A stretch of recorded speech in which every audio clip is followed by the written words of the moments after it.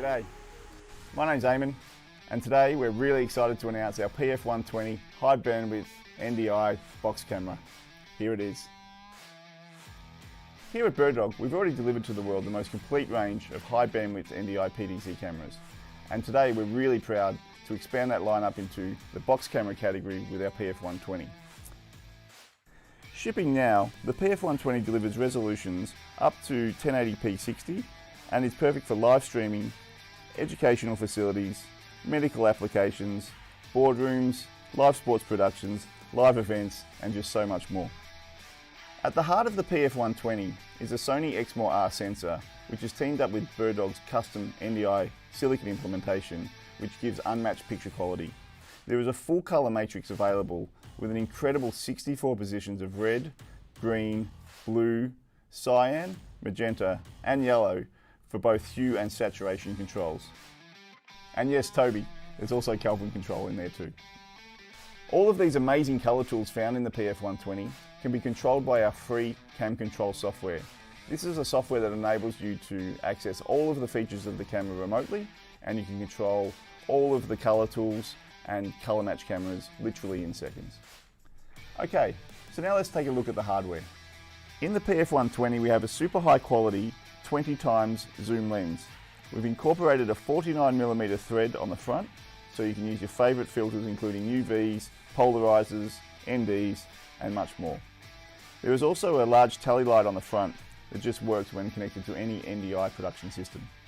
Moving around to the back of the Pf120, we have a high bandwidth NDI connection which is delivered over an RJ45. This can also be used for powering the camera via PoE+. There is a HDMI which works at the same time as high bandwidth NDI, and there's also a USB UVC connector, so you can use the Pf120 with your favourite video conferencing application. We also have a secondary connector over RJ45 for RS232 control. We have 3.5mm audio inputs and outputs, and a locking power supply connector. The Pf120 ships with a global power supply. On the bottom of the Pf120 are standard tripod mounts including a 1/4 inch 20 and a 3/8 inch thread for maximum mounting flexibility. There's also an anti-rotation pinhole as well. Pf120 is shipping globally through our network of resellers, and for more information on this amazing little camera, just head on over to BirdDog's website.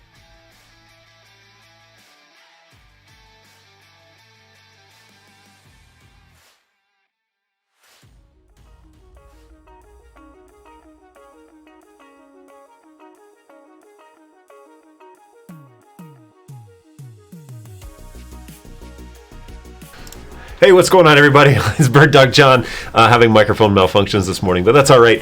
I've moved my studio around a little bit. You can see I'm not exactly, because I'm being joined today with a special guest, which I'm super excited to have in the office. So we're going to welcome the owner and CEO of BirdDog, Dan, to the show. Thanks for coming along. Thanks for coming all the way over here to do Twitch with me. That's all I came over to the States for. I'm definitely glad to be here. Thanks, John. Thanks. Appreciate it. And we've got our drinks of coffee here, so we're going to share those together. Yep. I definitely need some coffee after the trip. Seriously, I do not doubt that. So yeah, I'm sharing the office. The RE20 is currently not in front of my face. We've switched back to the NGG2, and we are aware that we are running through OBS Streamlabs on NDI, and so there's probably going to be a video delay at some point with the audio and such, so bear with us. Let me know in the chat what's going on. I see a handful of you guys are hanging out here. Welcome to the States, Kevin says. How's it going, Kevin? Good to see you again, man. Senseless is one of our guys here in the office. He flew 30 hours for a Twitch show, and Balu, also my guy over on the bench, hanging out here today in the show, so excited to have you guys along. I don't necessarily have a planned show lined up for like questions to force Dan to answer on camera, but instead, we're just kind of an open book as usual. Happy to provide support today. Happy to provide just kind of live interaction with the guys here in the office. And there's sales guys in the chat, and there are support guys in the chat. I'm on here. Dan is here. So if you have pressing questions that we're allowed to talk about, feel free to ask those in the chat, and we can cover those for you. Most important question: who won the snow bet? Yes. So a couple of shows ago, I guess it was like a week ago Tuesday, right? We were expecting like a big snowstorm. I think the grand total in this office in Auburn Hills was 8 inches of snow. So it was not necessarily the Snowmageddon that we were all expecting, but, you know. You're saying 8 inches isn't Snowmageddon? No. Because for me, 8 inches is a whole lot of snow. Yeah, I was really hoping there'd be some here to shovel, but yesterday it was 40 degrees, and so a lot of that snow took off. So yeah, it's still pretty cold. We came from Australia. It was 100 when I left home, so it's a bit of a shock. It's your summer right now, right? Yeah, that's it. Pretty much, so. Yeah.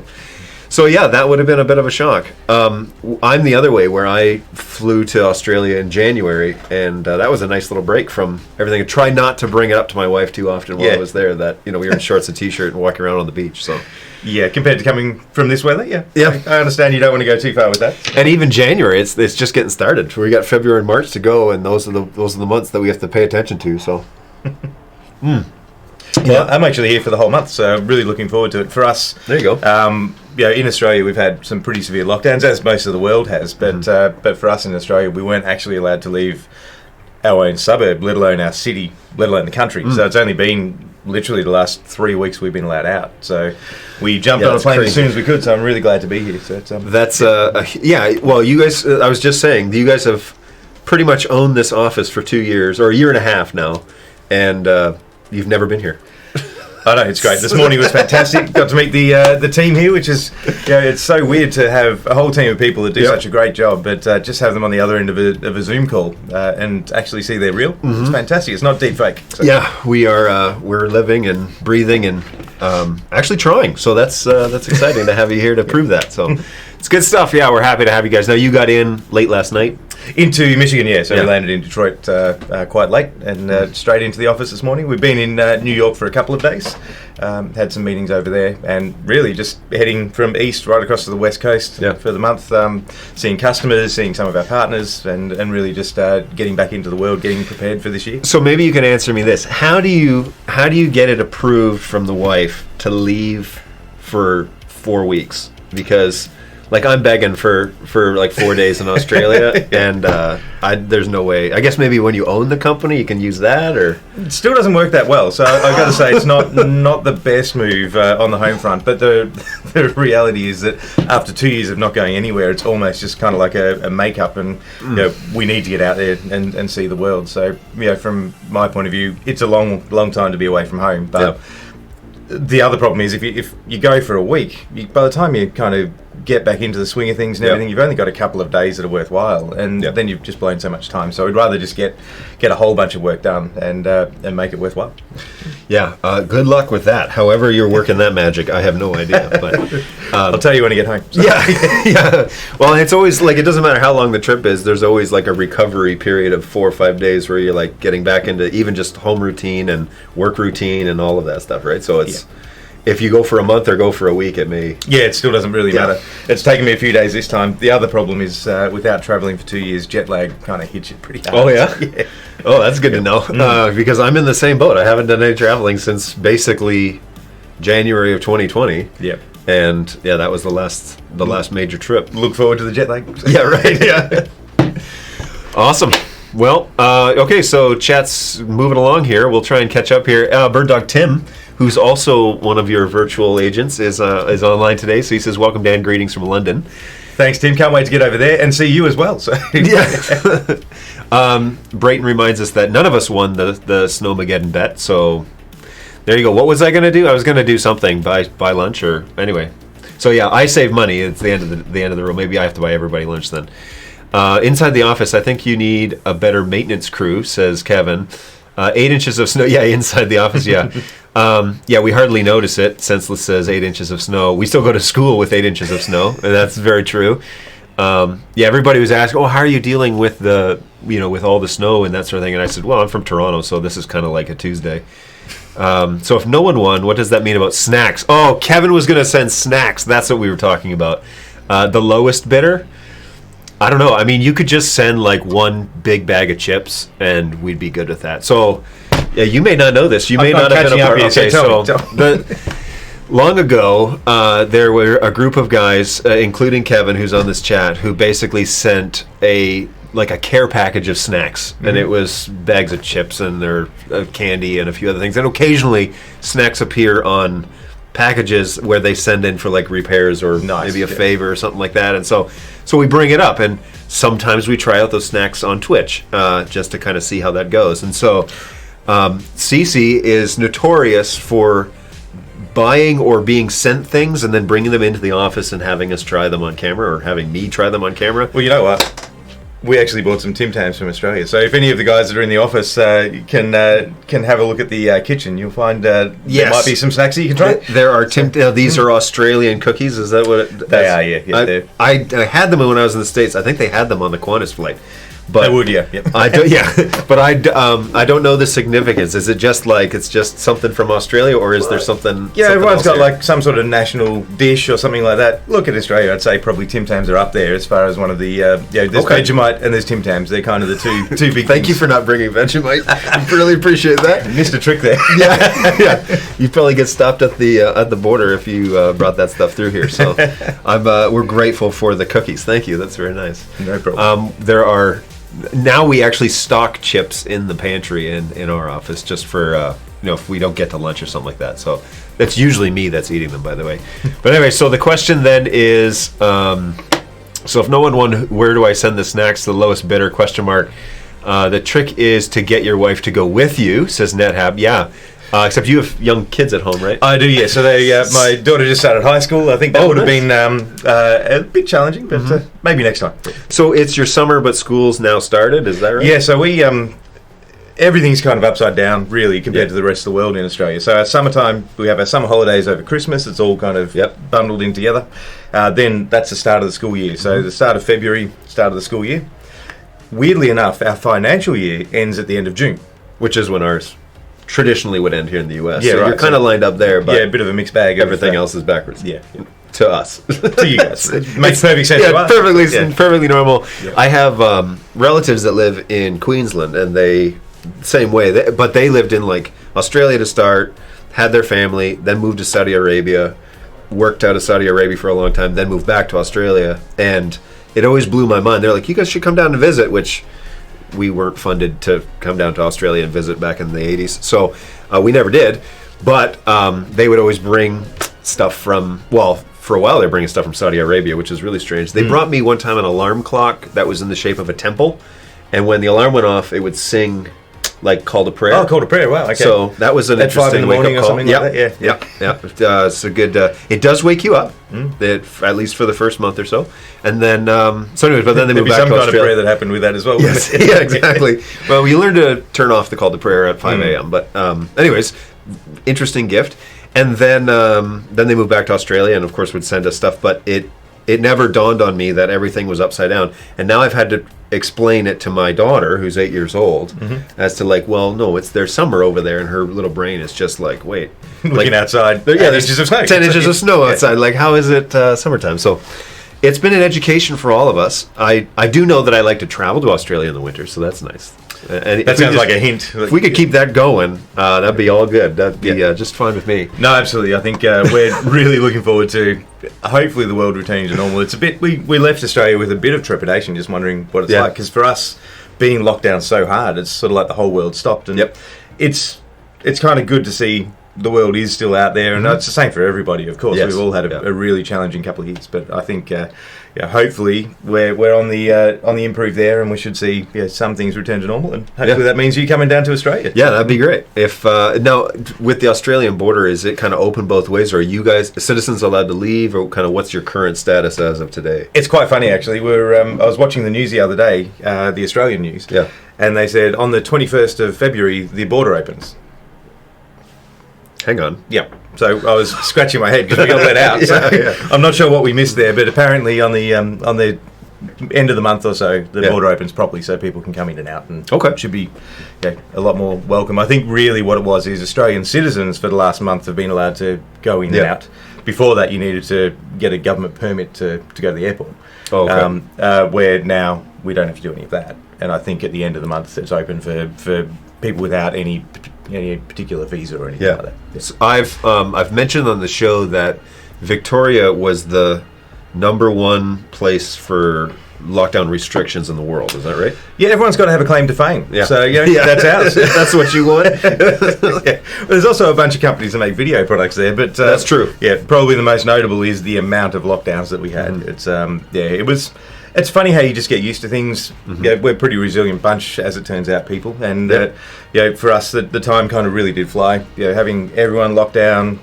It was a challenge with the logistics of the house with kids at school and me on the phone all the time. My kids got sick of my voice, but other than that, we kind of managed. We were constantly on. Well, now granted, so we've been hiring people at BirdDog for quite honestly, for a small company, which I don't think really we are anymore. We've been hiring fairly fast. Even my team. In the past year, we've grown a fair bit, and just guys out of this office, and we've been adding to our engineering crew, development, all that sort of thing. So in the last 18 months, we've tripled the amount of staff. So, wow. We've basically got job ads open all the time. We're still trying to fill out more engineering roles, more sales and commercial roles. Yeah. And with that, we've got our Melbourne office where we've been able to interact a bit more with people, but there's your whole crew, which I was so glad to meet this morning, and there's the same thing with Tim and Sebastian over in Europe as well. And there's just so many people that are part of the team. Yeah, but we need to get them to be part of the team and go and visit them and get them out. Yeah. Now we have yet to meet. I mean, Phil's over there too, but he's we've interacted with him a little bit, right? So that's crazy. It's good to have you here. Thank you. I'm glad to be here. Nice to finally pull your ear aside here for a little bit so we can chat. I appreciate you being on Twitch too. I'm sure we're totally ignoring the chat, so we'll have to see what's going on here. So they say, what are we sending? Do you guys want Pringles again? Sure, whatever. I'll go with anything.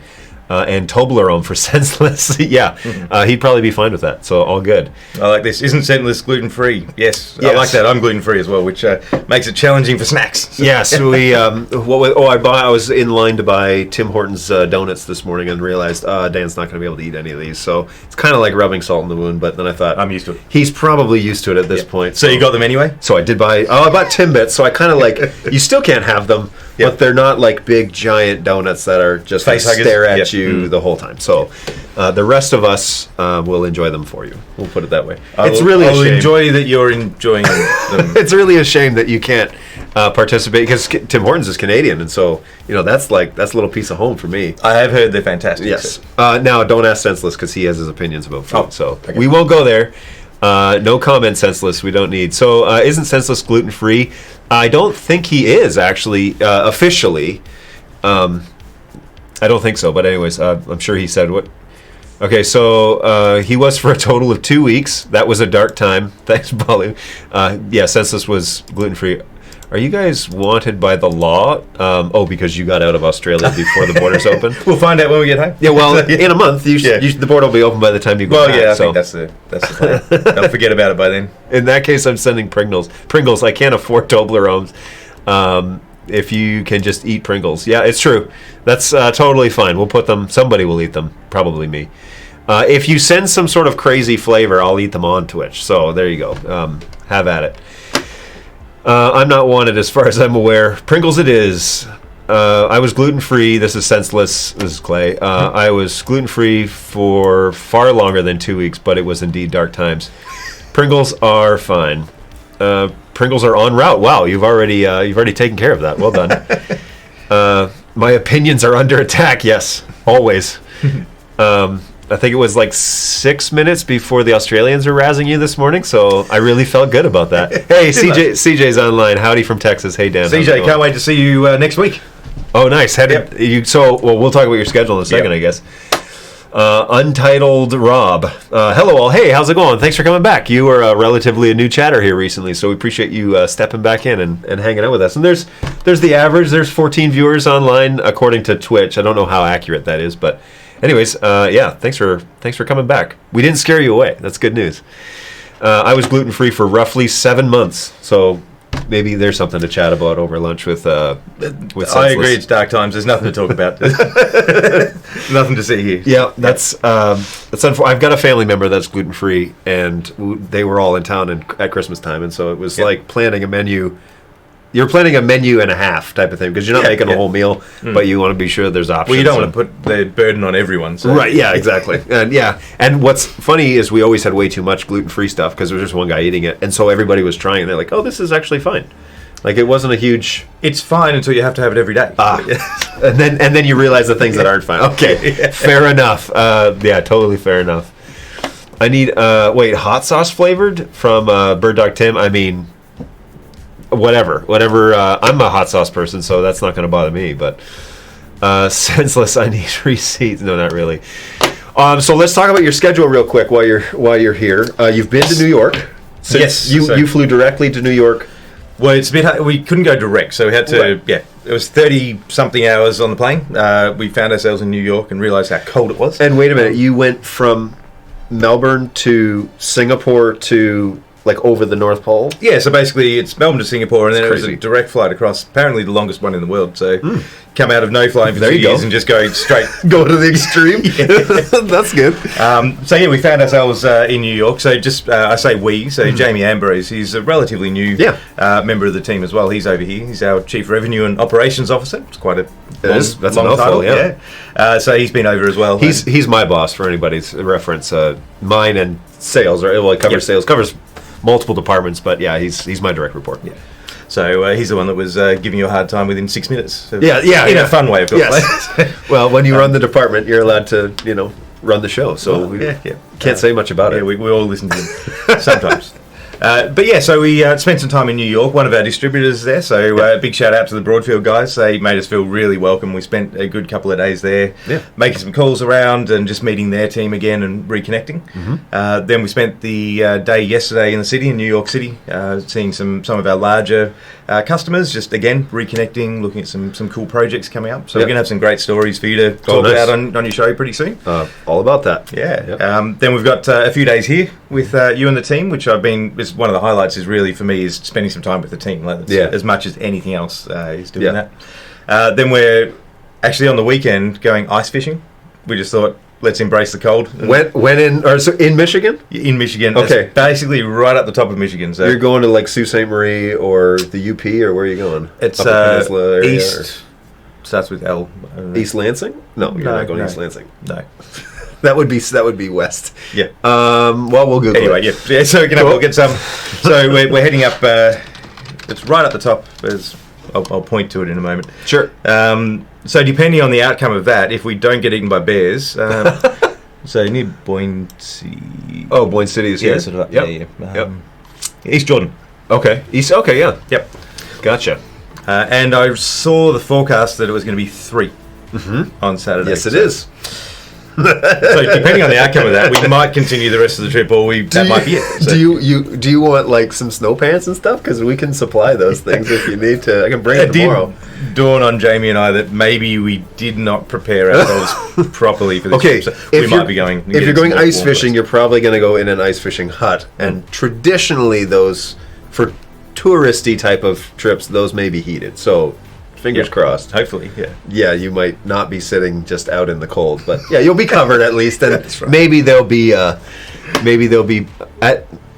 heater, and if not, like a 6-pack of beer or something like that. There'll be a 6-pack of beer for sure. Oh, okay. Yeah. So whatever to keep you warm is totally.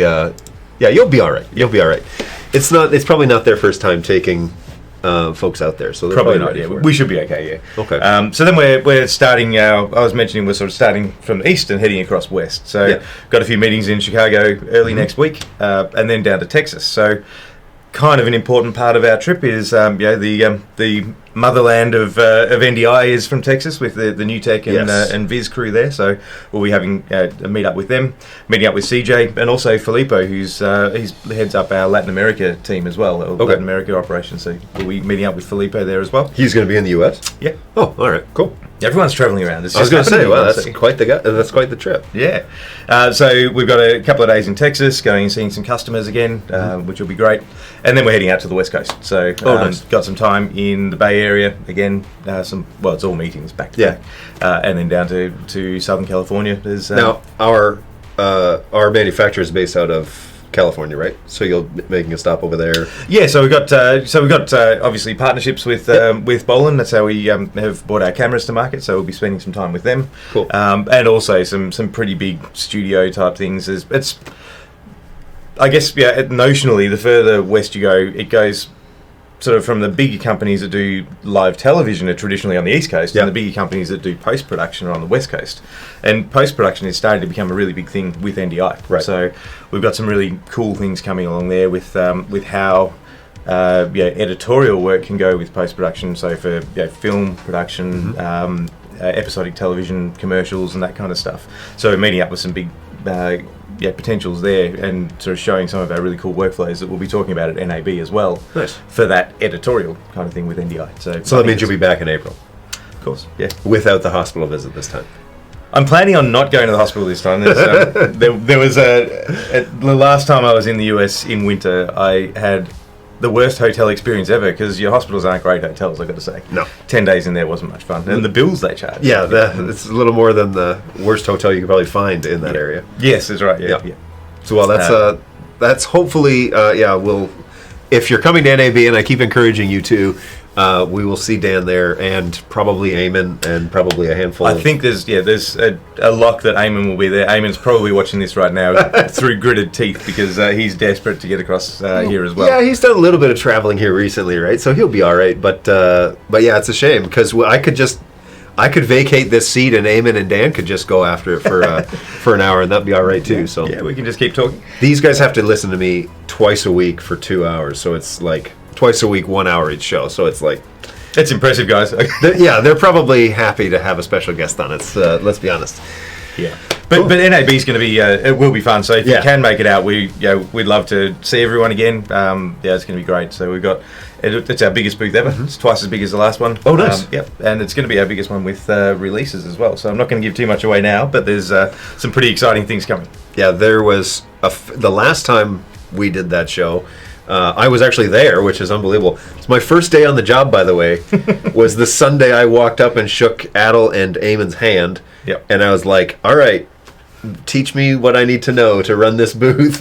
And so it was drinking from the fire hose began on that Sunday afternoon. No better way to learn. And it was. I tell this story. I can tell it now because I feel like anyways, I can tell it now. And I remember on Monday morning, I walked into the booth, and Adel was like, all right, put your gear down. Like, there's a little area with a door. You can put your stuff back there. We'll lock it up so it'll be safe. And I was like, okay, cool. I went in there. Eamon handed me T-shirts. He's like, here's what you're wearing. I was like, okay, cool.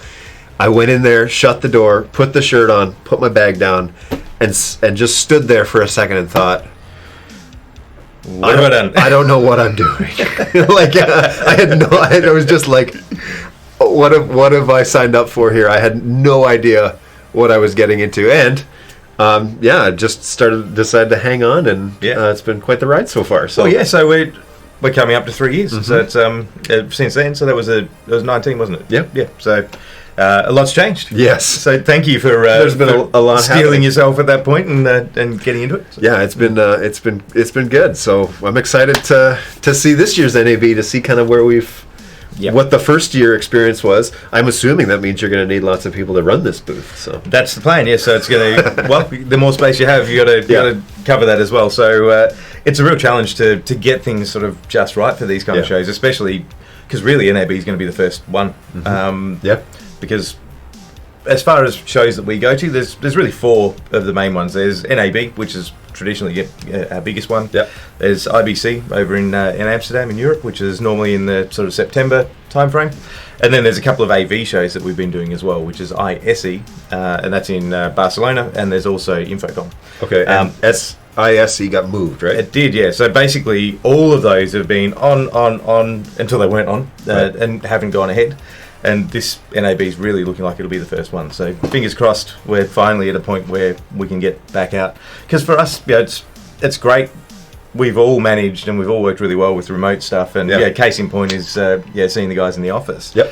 But there's nothing like actually seeing and talking to people and all of this. Right. So we can't wait to get it. Yeah, and you get a lot more sense of the excitement that people have to use the product and how they're designing and thinking about ways to, bring video across, and like what NDI enables, which is the big, that's the big piece. But you get to hear the tangible stories of like, here's how we're using it. Totally. Yeah. And then they see the new stuff and they're like, oh, this is how I could use this, and that becomes, the story kind of grows. And as guys that work at a support desk that traditionally, I say it's not called the compliment desk, it's the help desk, and so people come to us with problems or with questions, and it's refreshing to kind of get to a place where you can talk to people about what they're using right now and then potentially what it could be in the future. And so the shows are a big deal. They're gold, aren't they? And it's just to actually talk to people, because really, the social kind of just general conversational stuff, it's still back in 2019, for all of us. So everyone to get back together, and what have you been doing? How'd you get by with doing productions and everything? Because all of the conversations do become, you're on a Zoom call, you got 20 minutes or half an hour, you kind of get down to business pretty quickly. Right. You don't get to have that kind of social interaction. So I think these shows are great to really find out how everyone's been working, and everyone share ideas. So I think it's going to be really good for everybody. Yeah, and people go to those shows because they're looking for ways to make their product better, like make their show or their, whatever they're doing.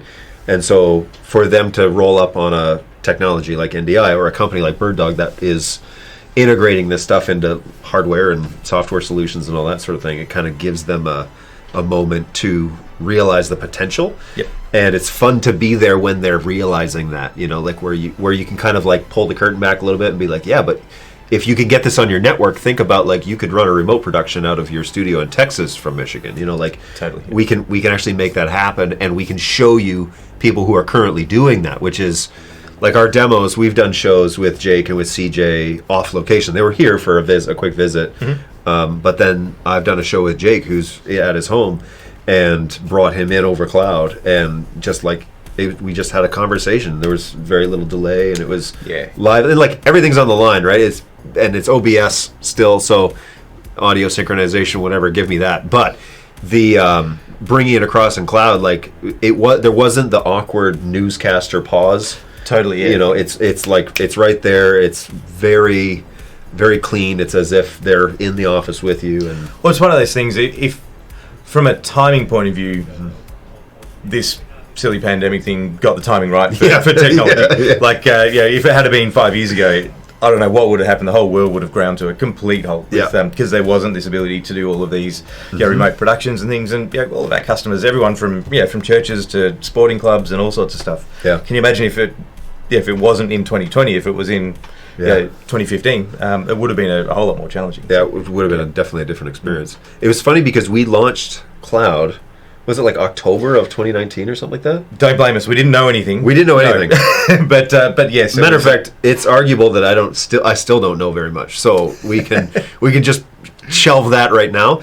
But we launched Cloud. Yep. And then 6 months later, the whole world kind of couldn't talk to each other, and so there was customers, big. Those 3-letter broadcasters that were running broadcasts out of people's garage using BirdDog Cloud because they couldn't get into the studio, they couldn't have live people, they couldn't get any kind of production. But as they say, the show must go on, and they found a new way.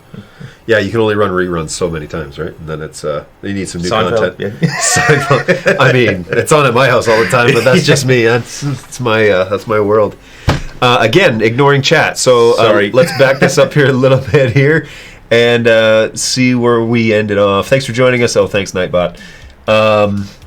If you need a bear, if you see a bear, punch it in the nose and then run away. Yeah, don't take that advice. So are they like sharks? Because we get sharks more in Australia than bears. And yes, you would. If you turn a shark upside down, they go to sleep. Oh. If you turn a bear upside down and tickle its stomach? No, that's not a good idea. It's also not a good idea to try and turn a shark upside down. Yeah. They got I was going to say, how do you do that? Who found that out? Who knew, hey?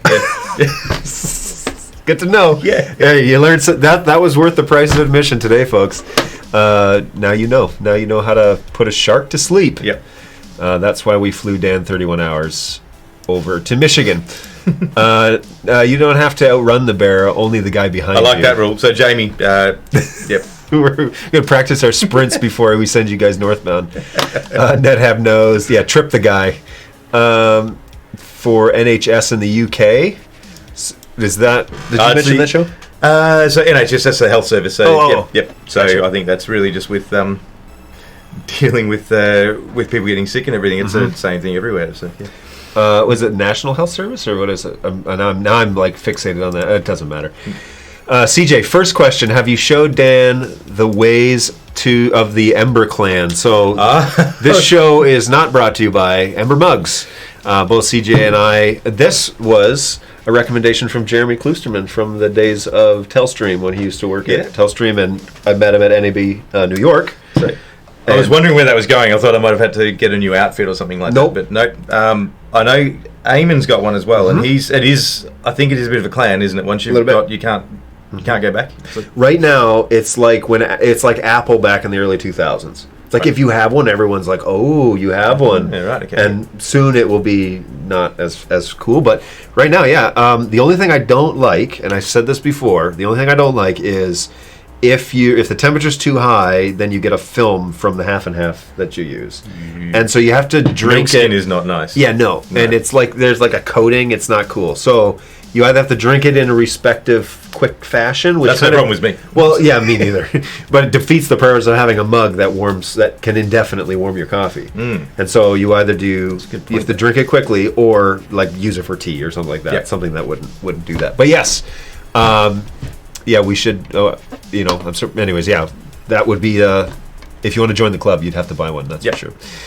P200 question. BirdDog.tv says $29.99, but all the retails are still showing $27.99. Retail packaging. This is from Kevin. Yep. Retailer packaging lag or website error. Yeah, so that is a pricing lag. So the challenge we've had and everyone else has had is supply chain is a real problem at the moment. I mean, Ford had to stop the F-150 plant. Yep. Like it's a real problem. So I could show you where they're all stored, by the way. I'd like to see that. It's here, and there's thousands of them. Yeah, right. I don't know why they aren't selling them then. Anyway, so the issue we've got is for us to keep products being built, it does cost more because essentially it's the whole supply and demand. Right. That's how the world works. And so we've tried to limit the uplift as much as possible, but it's about a 5% increase that we've had to put in there. So that is happening. Prices are going up. So if you are looking for a P200 and you can find one for $27.99, grab it. Yeah. That's still the going deal. Yeah. The component shortage, I talk about it on here all the time, but that now you can legitimize these claims. That did affect us in more ways than one. Yes, so part of it is my grey hair has got affected by the supply chain issues. But so basically what's happened is all silicon chips have silicon in them. It's in the name. Right. And there's the wafer factories that basically produce that substrate that gets turned into different chips. Right. A couple of those burnt down 12 months, 18 months ago. Really? And who knew that the whole world would be strangled by two factories? Yeah. And so what's happened is with the limited supply of these wafer silicon substrates, the manufacturers that make chips then go, well, what am I going to get my best return on investment for? Right. So if you can use that wafer to make a really high-tech chip, I don't know, let's say for the military. Or you can make something that you're going to charge a fraction of a cent for. Which one are you going to do?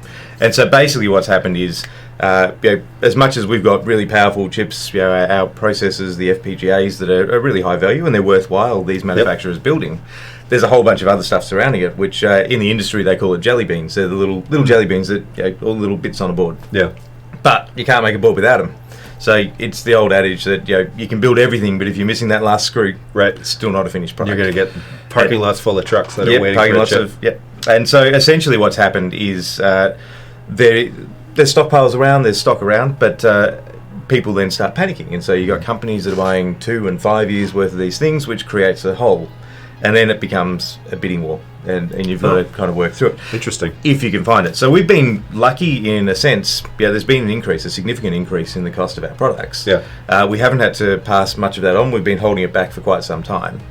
But really, for us, the fact that we've actually still been able to source those parts and still be able to build them, they've been actually fairly limited impact on our end product. And what we've been doing over the last 6 months and even longer than that is building up our inventory. So when we've been able to get a hold of components, we build way more than we normally would and make sure we've got stock of the products. So really all of our products are in stock. So as much as there's been an impact on the price, and you have it from me that as this situation eases out, our intention is not to keep on increasing the prices. We've had to, there's an underlying cost there. When that goes away, then it'll be passed through. But we're talking end of next year before things ease on that side of things. And that's just an estimation. That's not like they're going to have the factories rebuilt by the end of next year. It's like I can't remember the name of it, but there's a new act in the States that Biden's been talking about, which they're looking at spending something like I think it was $45 billion on new infrastructure to build out these wafer factories, because it's kind of exposed these massive shortcomings. I was going to say, it seems like you lose 2 factories, and it's resulted in basically the entire electronics industry bidding for this low amount of chips. That's right. So it's strangled the economy essentially. Yeah. Wow. So so most of my time is spent between either working with the design and engineering team with making new products, but a big part over the last little while has been on a daily basis managing with our guys back in Melbourne, our supply chain, and what do we need to get, where are the chips that are missing, how can we find them. There's actually a lot of real-time stuff that has to go on just to keep the fires burning. So, and this is all stuff that the guys over here and over in Europe, we don't get to sit and listen to him shout on the phone with manufacturers. You know what? I can be Grumpy Dan. It does happen. Really? Yet to see that. I'll put that on my bucket list of things to find. Hopefully not. Also, the muscle memory is strong for BirdDogDan. Yeah, it's going to be a hard one to switch over, but I promise you the new site is worth the deleting the hyphen. It'll be good stuff. I can't wait to get to this. Hey, Phil Lane. I can't wait to get to NAB. Can't wait to see you there, mate. Yeah, I'm excited to see you too, Phil. We need to sit down and have a chat, boy. That sounds ominous. Yeah, we need to sit down and talk. No, I'm kidding. It would be really good to see you again, man. Because it's been since we went to Australia, since you and I, and you haven't seen him since then, right? Or did you guys go to Europe after? Oh, we did, yeah. So it was SE was just after that. Yeah. Okay. So there was one last visit. Yeah. Right at the end. Yes. Before the beginning of the end. So to have fully working remote production workflow in a company I work for will be a great feat, says Untitled Rob. Having never worked in the industry pre-COVID, the social piece is something that I do wish I had more access to, says Senseless Strip. Can you explain your situation? He says, well, I work in our offices here in the U.S. with John. I could read that sentence multiple ways and make Senseless sound grateful or not, I guess. And the others. All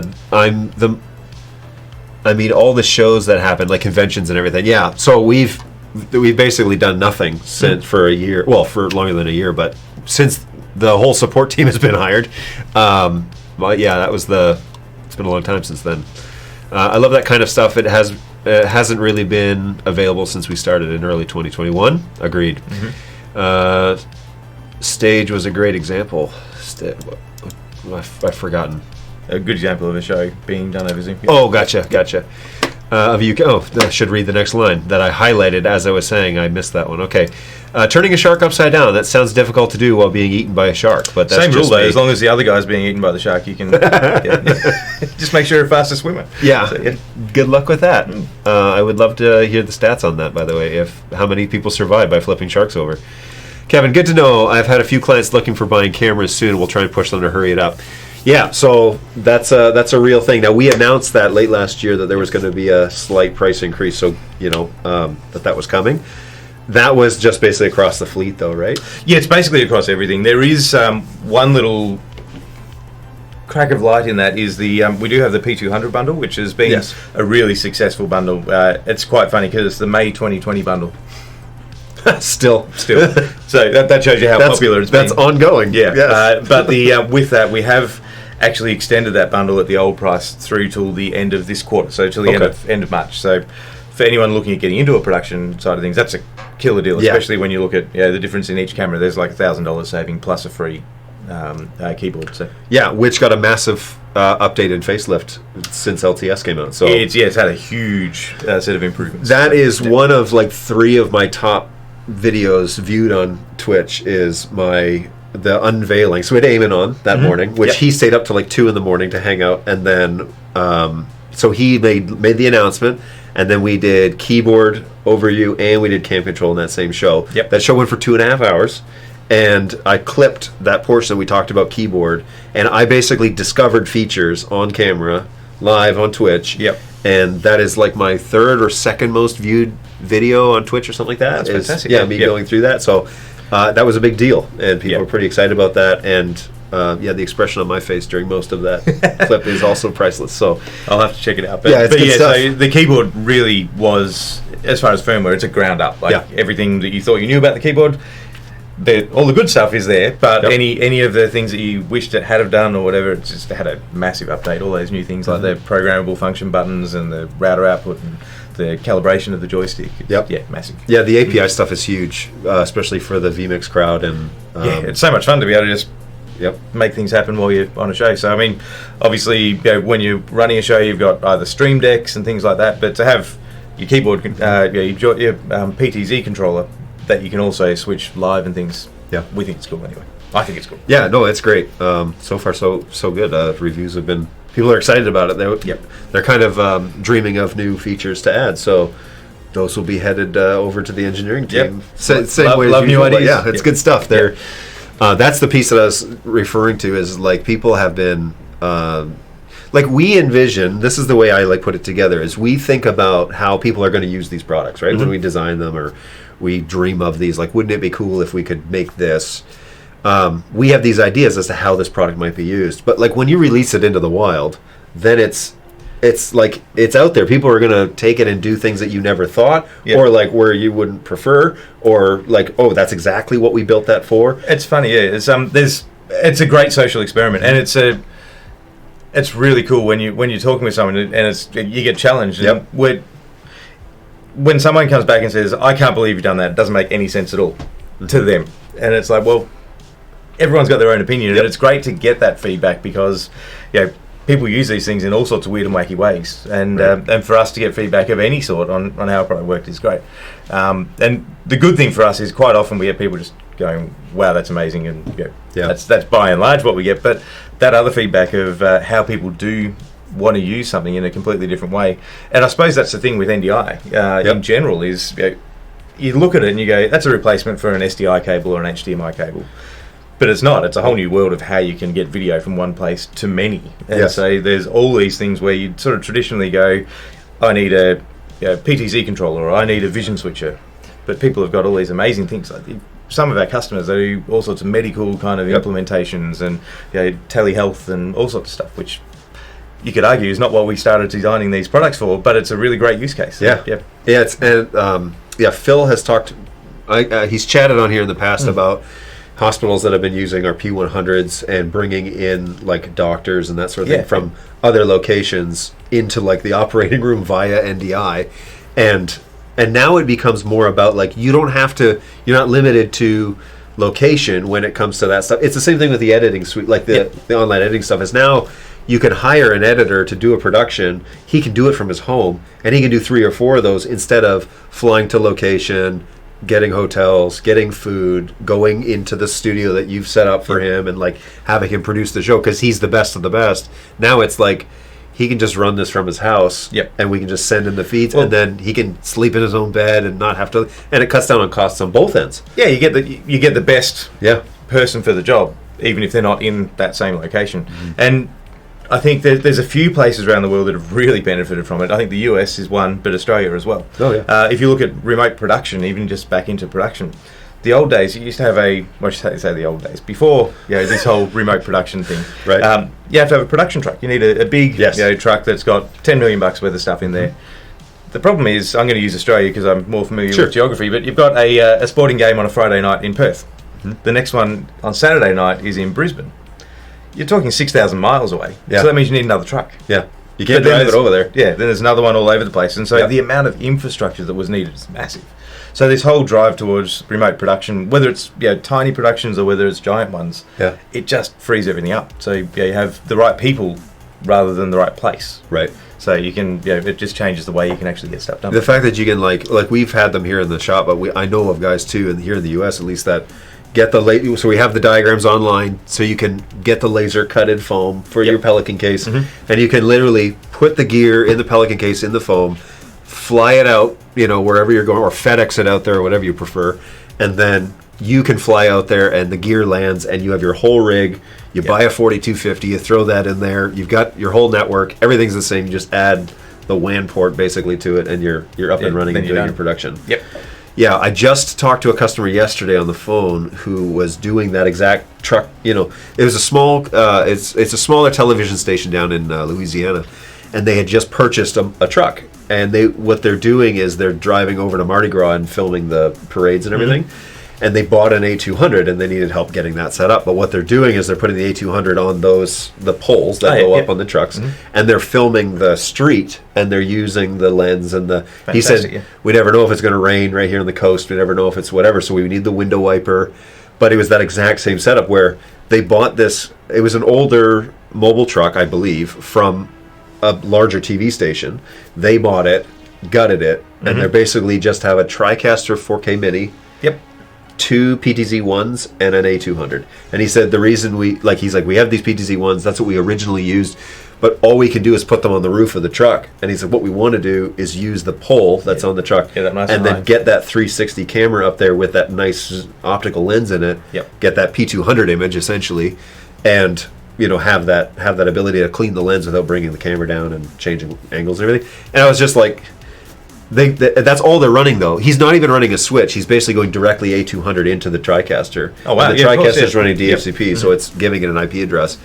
And yeah, he was up and running yesterday afternoon when I hung up with him. And he's like, I'm taking it out to the truck this afternoon. That's fantastic. Yeah, can't wait to see the pictures. I know. I was like, it's like that use case scenario where it's just like, that's real stuff that before it's, $500,000 in equipment or whatever it is. That's like, you got to have all this cabling, all this, and then just to transmit that signal from the street back to the studio. Now you can get a cloud license pretty much and a Wi-Fi access point, I guess, if you wanted. And away you go. Do it with 3 megs. So all right, so 18 viewers, so this is higher than normal. We float around 15. We'll see what the actual numbers are, I guess, after the show.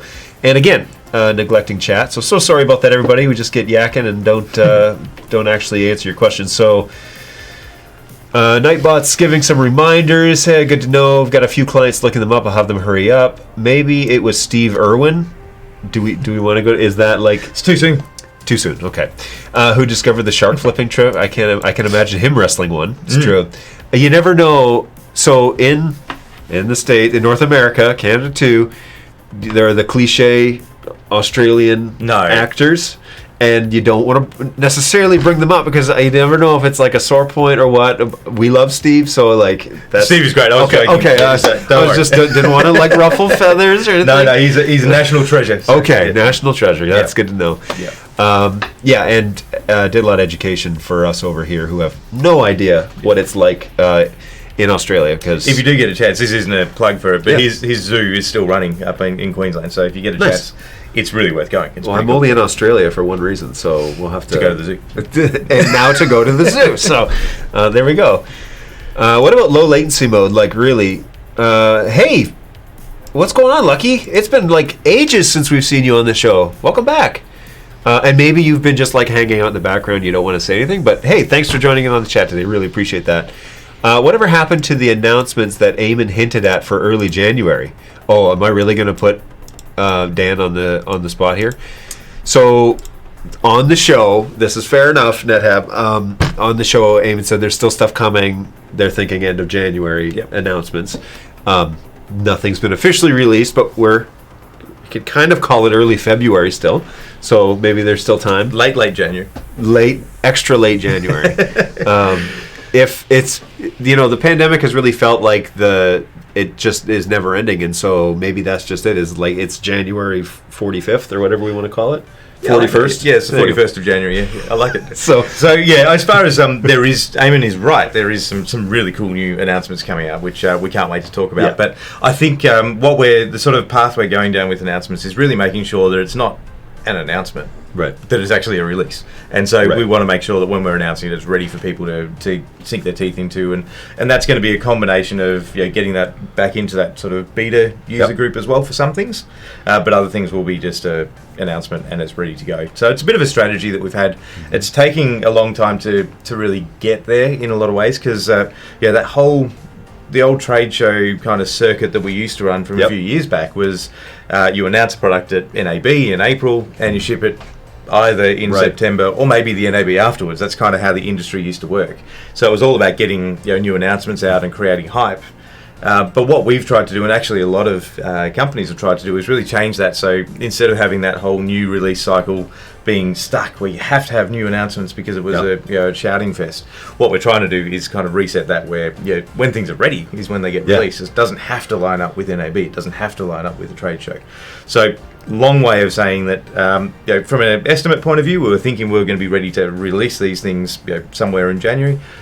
There is some really cool stuff that is really imminent. So, there is. Yeah. There is. Trust me. So late January is probably not fair, but certainly soon. Pandorica, who is my family, actually says late January, early March, which is potentially. The running joke is 2 weeks, so we'll do it. I only learnt that one a couple of weeks ago. Whoops-a-daisy. My cam control demo has almost 1,000 views. I'm famous. It's true. That's probably better than many of my videos. So well done. Yeah. Well done. Now, is that the one that you shared on the show? So, like, I won't take credit for it, but I think I saw it. I might be one of those views. So it was quite good. What is low latency mode? Like really, what is it? Can you shed some light on that? That's Lucky would just like to know maybe a few details on that. Is that you or is that me? That's you. Oh, okay, cool. So I'm not going to answer technical questions with the owner sitting there. I'll answer anything. Okay. It's fine. So when you've got a camera, so I'm assuming we're talking about P200 at this point, with low latency. So with a camera, the way it sets up is we've got the Sony camera image module. That's part of the reason why the pictures are so good. Then you go through what's called an ISP, which is an image signal processor. And that's where it takes the raw image from a camera and makes it look good. Kind of like when you've got your iPhone, you take a photo and it whizzes around for a second and all of a sudden looks way better. Right. So image signal processor does all of that stuff. Then it goes through into the NDI processing and all the control modules, and we do all of that stuff underneath it. The ISP has a whole lot of cool stuff. So that's where we do our color matrix, color adjustments. Yep. It's also got things like de-warping and all sorts of stuff, because you've got a round lens creating a square picture. Yeah, a curved lens. Yeah, round and curved lens creating a square picture. So there's a whole bunch of stuff that you need to do to make that picture look right. That's a bit like when you look at a map. Right. It doesn't actually look like that when you flatten it all out. Yes. Like so that processing takes time. So in low latency mode, we turn off some of those features. So not everything. So it's not a completely unprocessed output. So we've kind of picked and choose the bare minimum set of processing that happens in low latency mode. Okay. And so what you will see is the biggest one is barrel correction. That's the kind of round into a square. Yep. So if you point in low latency mode, if you've got some really strong horizontal lines or vertical lines in your set, you'll see there's going to be a bit of a barrel kind of look to it. For some people, that's not a big deal. If you don't have any really sharp edges on your set, doesn't make any difference, and you can cut literally 2 frames out of processing. Right. And if you're talking about in video, that doesn't sound like lots, but when you've got everything else in your chain to get it up onto an LED screen or something like that, if you can save 2 frames, that could be gold. And that's full NDI is all about speed, so it's exactly it's like highest quality, but it requires the most bandwidth to do it. So if you're saving 2 extra frames, that's a huge savings. It is, yeah. So that's what low latency mode does. Yeah. If you turn that off, then you're going to get a more processed output, which will give you some more of those corrections. And really, it's the biggest one is that barrel correction. There's a couple of other bits and pieces. In low latency mode, we also turn off stabilizing. That is no longer an option in stabilizing, because stabilizing also requires a frame to deal with the stabilizing. But we wanted to make it so it was a selectable thing, because if we just went ahead and turned off those things and said we've got the lowest latency camera in the world, we'd get someone saying, but I've got... it's mode or that sort of thing. So are there features that customers can turn off with low latency mode turned off that would reduce latency if they didn't use them? So you said stabilizer. Yeah, so stabilizer is one. Yep. Then there is, now let me get this right, so flip and the mirror, they're also another one. And not that anyone uses it, but the effect one where it turns into black and white. Oh yeah. Yeah, all of those take up a frame. So so they're the main ones. Things like color matrix doesn't make any difference, so don't worry about. So is that on with low latency? It is, yes. So that still works. So it's really anything that affects geometry of the image. If you imagine the process has got to work out what's going on when Yeah. you're adjusting that geometry, which means it needs at least a frame to work out what's going on. Yeah. And so when we turn on low latency mode, all those geometric things get turned off. Yeah. So, yeah. Cool. Well, that's helpful. See, there, again, that was worth the price of admission today, folks. By the way, just as the daily reminder, if you haven't done so already, follow the channel. It helps me legitimize this Twitch show for spending time doing it to my bosses, but also keeps Twitch realizing that we are actually doing something on here and generating content and drawing a little bit of a crowd. So please follow the channel. You don't have to subscribe. That's crazy talk. That's only for crazy people. But if you follow, that's free. You can also set up notifications inside Twitch to tell you when we go live, which would be helpful because we have a schedule, right? 11 to 12, Tuesday, Thursdays, but also we want to do some of this kind of more on the spot, and in particular when it comes to shows, NAB, and a few other things, we're going to do things off schedule because we're going to be there for a week and what have you. So we're going to do that. It would be great if you could find out how we go live other than belonging to the Facebook user group, which is really the only place we announce this right now. So if you follow the channel, you can set up notifications out of Twitch, and Twitch can tell you when your favorite streamers go live, and we could be one of those. So suit yourself, but hey, if you follow the channel, I really appreciate it, and I'll even give you the DJ horn if you do. Okay, so Lucky, hopefully that helps out, and I learned something, so that's good stuff too. Mm-hmm. Definitely the future. Audio works the same. Track at home, send for mix and master and release. This is Untitled Rob. That's what we've started doing. Send only our camera and a cellular bonding VPN router, and then send the feeds back to the vMix at home. Quite common. Now, VPN, I would love to know what VPN you're using if you'd like to share that, just because we're always looking for what are people using. We can't necessarily recommend stuff because we don't use those ourselves, but we love to know what customers are using and whether you find it reliable or not. That's all really valuable information. So if you get a chance, or maybe you already have and I just need to keep scrolling.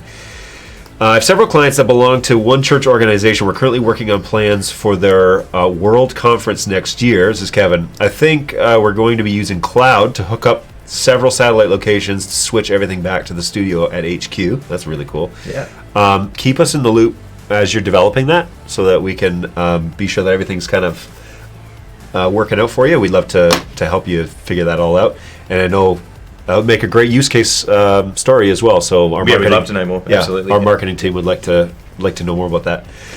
To NetHouse point, we also successfully test cellular bonding routers with cloud endpoints. That's like the Solo U stuff. Okay. Yep. Successfully, no port forwarding required either side using rendezvous model. Pandorica. Oh no, Dan knows about the 2 weeks. Yeah, I do. Yes. Someone's going to pay. It'll be me because it's my thing. So we'll look. I'm an optimist. I'm going to be pulled into a meeting later on today. Just let you guys all know that. Kevin, CC demo. It was the revised version of the one that I did on the show.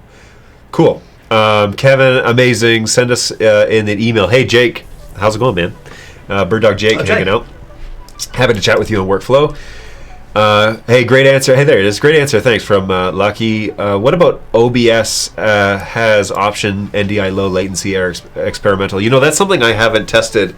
I don't suspect you've tested OBS low latency NDI. Yeah, what I have. Okay. Oh, you have? Yes. What's your experience? Look, I think basically the problem you've got with receiving video onto a computer is there's a concept of buffering. The more you can buffer, the smoother it's going to be. Right.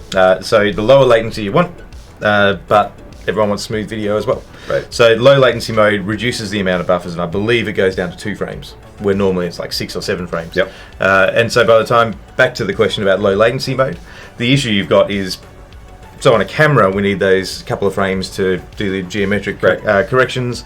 In the switcher, you need those frames to make sure the video is all stacked up nice and smoothly, and then you then need to stream and all the rest. So everything stacks up really quickly if you're not careful.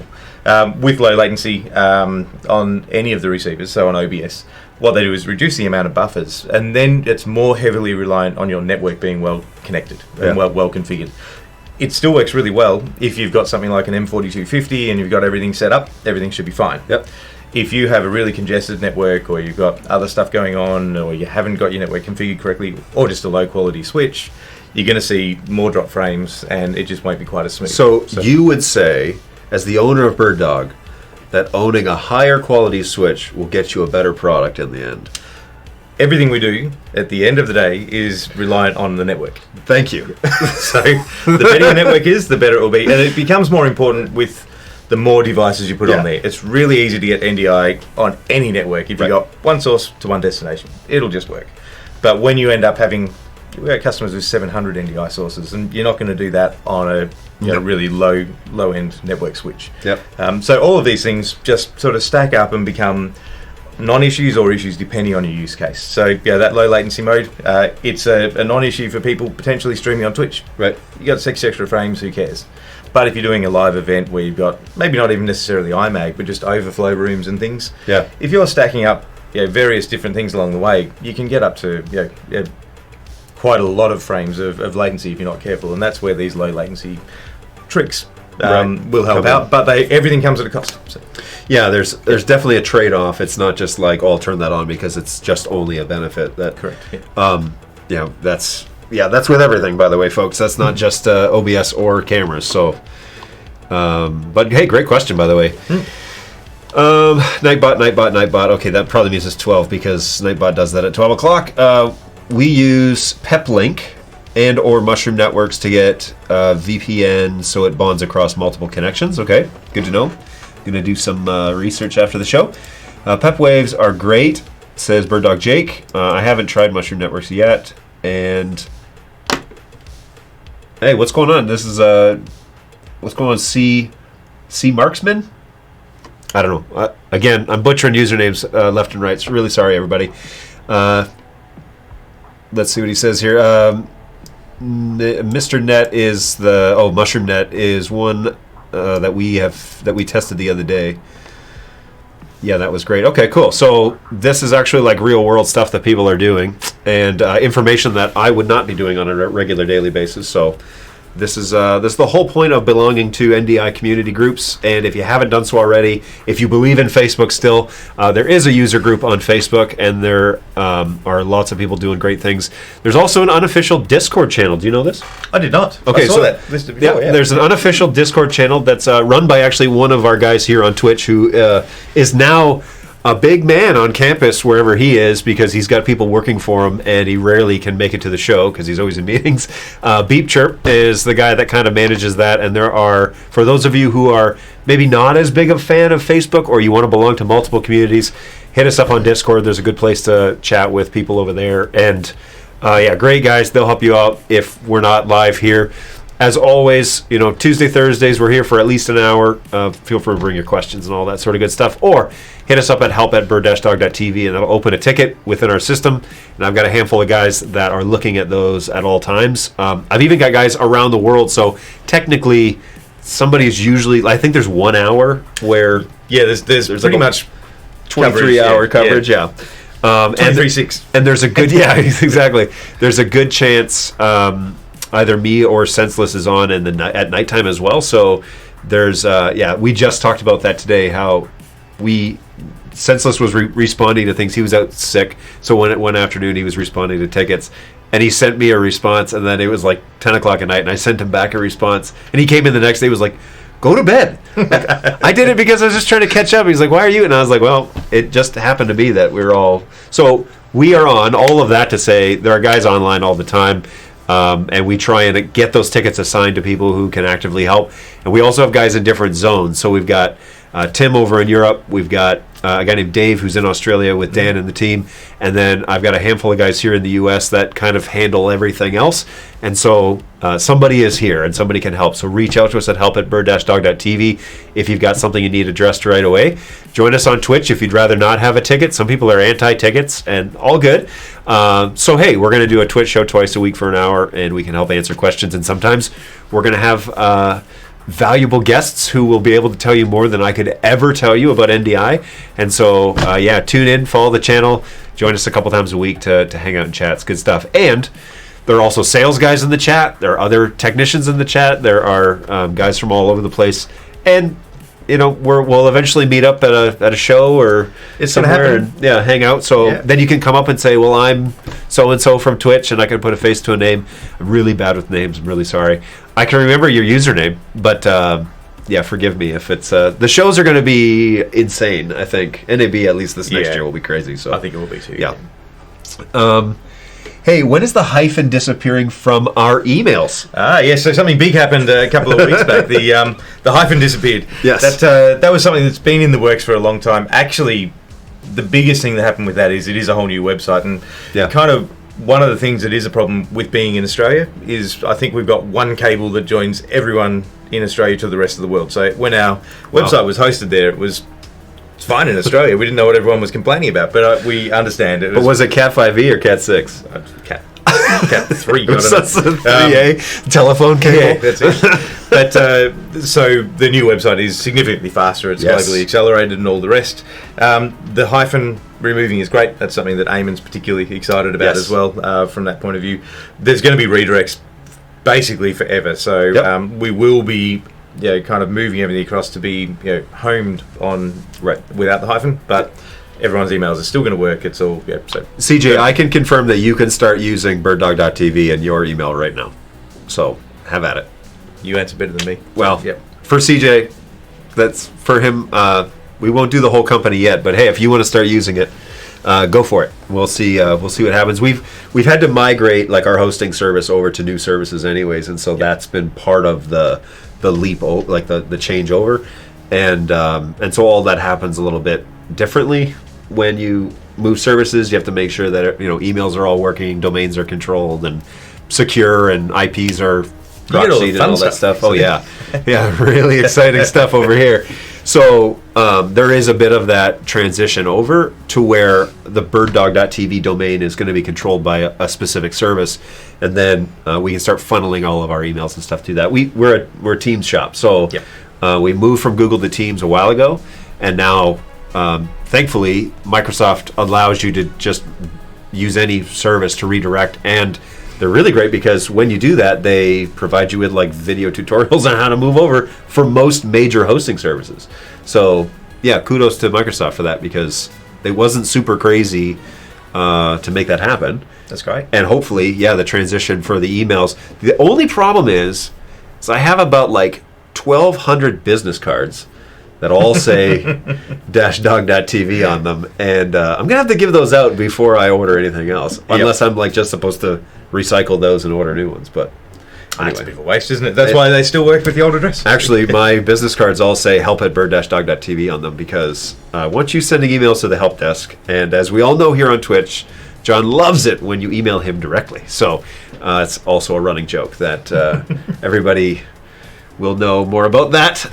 Anyways, you have to watch previous shows to catch up on that. I'm going to have to check out the back catalog. I mean, you can email me at John, but you take your life in your hands. So the website looks great, says C. Marksman. Thank you. Thanks, Alessandro, who's our designer, and did a lot of the web pages. He also does a lot of the user interfaces for our apps and everything as well. So I think he's got a hand in some of the product stuff too, right? So he's kind of like everywhere, that guy. Yes, he is everywhere. Yes, so he's fantastic. Yeah. That's good stuff. That man, he lives on coffee too, right? Yes, he's Italian. So I had to have him show me how to use the machine in the Australian office, and he's like, "Oh, here," and he like got the cream out, and he like boiled it or heated it up or something. Anyways, it was like quite a process, and he generated this cup of coffee, to which I consumed in about 6 seconds. And I was like, now where's the coffee pot? Like, let's get this going. I can kill some. You don't even want to know how much coffee I've had today just to get hyped up here. So CJ, I've never been to NAB. I'm really hoping to pop by in Michigan at some point, if you'd let me in. Yeah, we'll see. Let us know before you arrive, because, the pop-in. Everybody loves the pop-in, right? We want to make sure that the office looks somewhat rough. But if you want to stop by Michigan, feel free. Let me know you're on your way. Hey, Dan, what John means by the beep chirp is that I was emailing John directly, and he didn't like that. So I don't know. I don't think it was you, was it? But anyways, the running joke is, hey, email us at help, because there's 6 guys watching that email. And there's only 1 guy watching the John at Bird-Dog, and I'm one of the 6 guys watching the help one. So my gaze can only be in one direction at one time. So if you want an immediate response, hit us up at the support desk. You can email me at john@bird-dog.tv for the time being. No guarantees how fast that response will be, but yeah, go ahead, give it a try, see what happens. But yeah, that is what that means. And Beep Chirp is the other user who's he's not here today, I don't think. Let's see. Yeah, nope, not on this list today. That's unfortunate. Hey, what's going on, Minnie? I see you in there. He's usually also a regular chatter. Awesome. Well, it is 12:15, and so I have consumed enough of the CEO's time with this Twitch show, but I will be back on Thursday. Now, I know that's not quite as exciting. I don't have a special guest planned for Tuesday, of next week, but I will be back. Ooh, I should also mention, the honorable mention here is BirdDog Dex is hanging out in his crate today. He's having his eyes are twitching, so he's sleeping. But yes, he is here today. Got to meet Dan and Jamie. Dex is pretty awesome. Yeah, for a brief moment while he ran through the office. He was not interested in going back in his crate today for the show, but I think he's calmed down now. So it's been good, and we will. Oops, not that one. This one, and yeah. So special thanks, man. Thank you. Really appreciate you saying yes to my request this morning to join me on Twitch. As he walked in, I was like, "Hey, want to do Twitch this morning with me?" And he said yes. So I think Broadfield made you do the same thing. Yeah, I think it's just you're in the office. Yeah. Here's a camera. Look at it. Yeah. Here's your camera. So look at it. And no, but that's been good stuff. And there's Minnie. I love BirdDog products and their support. Oh, I appreciate that. Thank you. Thank you. That's both of us feel good with that comment. But yeah, thank you so much for joining me. I really appreciate it. I'd love to have you back whenever you can come. Well, hopefully it's a lot more often. Yeah, that would be awesome. 2 years is a very long time. So. If you would make maybe like an annual pilgrimage, that would be all right. Well, again, hopefully more often than that, really. But yeah, we'd love to have you around. So for sure.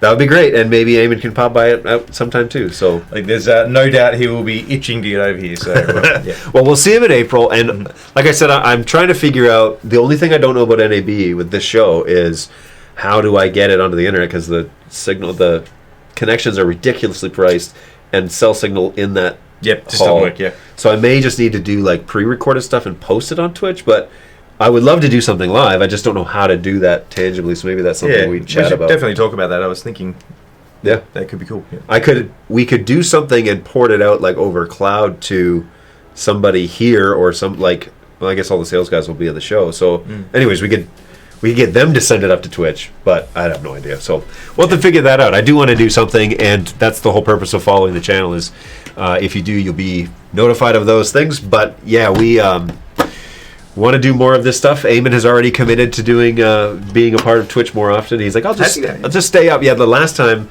we had him on for the announcement, we had like 70 viewers because we said making an announcement today, you're not going to want to miss this one. Today, about 10 minutes before the show, I put on, hey, I've got a special guest today, which is why my numbers are higher, I think, than normal. But we definitely were pushing. I think Eamon pushed it on marketing that we were going to be reviewing things as well. So we had like a huge show, and it was basically, like how you guys do product announcements and stuff, and you have a bunch of people jump in on Zoom. Yep. So it was that sort of idea. But anyways, Eamon had a lot of fun, and he was like, I'd love to do more of this. And over cloud is super simple. He's on holidays at the moment, so we should just dial him in from Thailand. Yeah, I'm sure he'd love to. Is he sitting at an airport somewhere though? That might be awkward. Yeah, it could be weird. Probably. I mean, cloud could probably do it, but anyways, yeah, we will have him on. We'll definitely have you back. Yep. And yeah, that would be awesome. Anytime you're here, you're welcome to take over Twitch, and everybody would enjoy that. So. Well, I'm happy to be on anytime. Yep. Awesome. All right, guys. Well, we are going to wrap things up here and probably get back to doing some business. I'm going to just run a quick little outro for Flex, and we will see you guys next week on Tuesday. Hopefully 11 o'clock is when we'll start. And bring your questions, your concerns, your needs, your praises, all to next week's show, and we will be happy to chat with you and find out what's going on. Thanks a lot, Dan. Appreciate it. We'll see you guys everyone. later. Yep. Later.